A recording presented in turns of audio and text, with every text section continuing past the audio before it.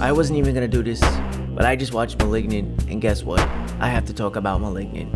And I have to spoil the living hell out of it, so heads up, this review will contain spoilers. Malignant.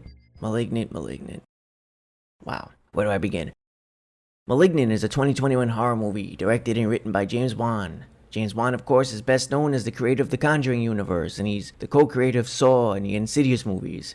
When James Wan drops a new horror movie, people take note. So, what's Malignant all about? Well, there's actually a decent premise here. A woman named Madison, who's played by Annabelle Wallis, is suffering from horrific visions of bizarre and brutal murders. The question is, are these dreams or are they reality? Now, a large portion of this movie also focuses on a creepy, twisty, turny mystery, which has something to do with a very schlocky opening scene. Malignant is a movie that's all over the place. To its credit, the movie takes chances and it swings for the fences. And when that's the case, you tend to end up with audiences either loving the movie or hating it. Where do I stand? Well, we'll get to that in a bit. Now, Malignant was marketed as a straight horror movie, but to me, it feels like a movie that wants to be a horror comedy, especially considering the concept at the heart of the movie. It opens in 1993 with a gory, campy schlockfest in a research hospital. A mysterious child is slaughtering doctors. We can safely assume he's evil.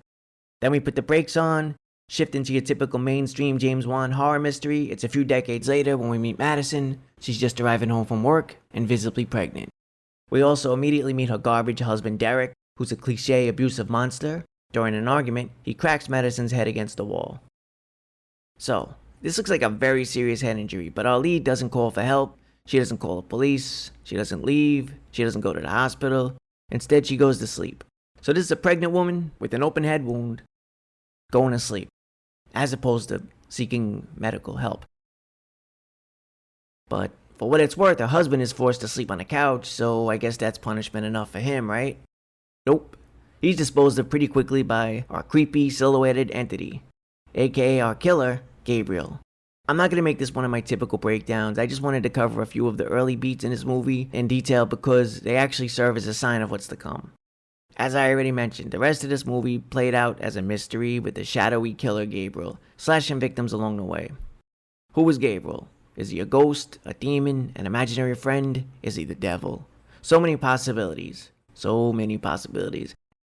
I'm sure many of us were sitting there already predicting that Gabriel and Madison were probably one and the same. Although, we may not have known exactly how sickening the revelation would be. Jumping ahead, we got an abrupt, action-packed chase scene. While most of this was executed well, it definitely felt out of place. And then there was the finale.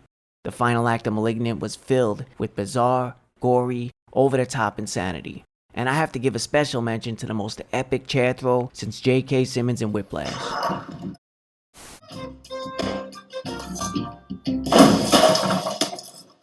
Now to be clear, mixing genres is fine. Action, horror, comedy. It's what makes movies fun and different, but I'm just not sure James Wan's special mix worked in this case. We'll start with what worked. The inspirations that went into this movie were all handled pretty well. I enjoyed James Wan's homages and callbacks to horror from the past, especially his tribute to Italian filmmakers such as Dario Argento. We even got shades of Cronenberg's body horror, and lots of it. In a recent interview with Sci-Fi Now, James Wan also mentioned that Malignant was inspired by John Carpenter's 1978 movie Eyes of Laura Mars, which starred Faye Dunaway and Tommy Lee Jones. In that movie, a fashion photographer known for stylized violent images began having creepy visions of murders through the eyes of the killer.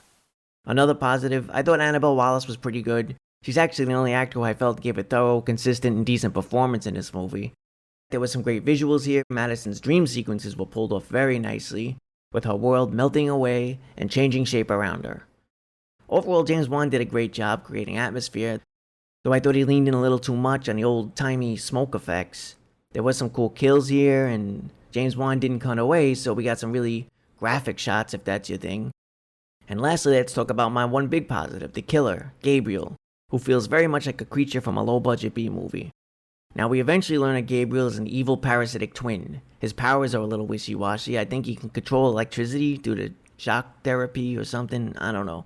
It was goofy, but Gabriel made for an interesting horror movie villain. I brought up the low-budget B-movie vibe because, in all honesty, Gabriel did remind me of Belial from the 1982 cult movie Basket Case. Spoiler alert, the killer turns out to be a nightmarish, deformed, evil twin. And of course, I'm a 90s guy, so I can't leave out the X-Files. In the episode Humbug, Season 2, Episode 20, Mulder and Scully head to a small town in Florida populated by sideshow circus performers. They're in search of a killer. Spoiler alert, this killer also turns out to be an underdeveloped conjoined twin named Leonard. So, if you're into stories like this, boom, now you have 2 more to check out. Now let's talk about the negatives. The number one problem with this movie was just that it never really came together tonally, and it felt a bit like 2 or 3 movies stapled together. Now, James Wan did share a story credit with Ingrid Bisu and Akilah Cooper, so maybe there were just too many cooks in the kitchen here. First, we get a taste of schlock. Then we get a drawn-out murder mystery with a buddy cop duo, zero chemistry between these two, and all I can even recall about Detective Shaw was that the ladies loved him. And then there's Detective Moss, who plays the cliche role of a protagonist who refuses to believe any of the crazy stuff until it's happening right in front of her and pulling off backward Mortal Kombat fatalities. Was Gabriel a ghoul, a ghost, a human killer? I needed this revelation a bit sooner. I found myself zoning out for a good portion of this movie. As I said, other than the lead, no one was really grabbing my attention, and the twists and turns ranged from predictable to batshit crazy. Despite the fact that this movie had issues, I actually didn't hate it at all. There were many good elements at play. However, I do wish James Wan leaned a lot heavier into the comedy horror genre. I'm thinking something more in line with Sam Raimi's Evil Dead movies.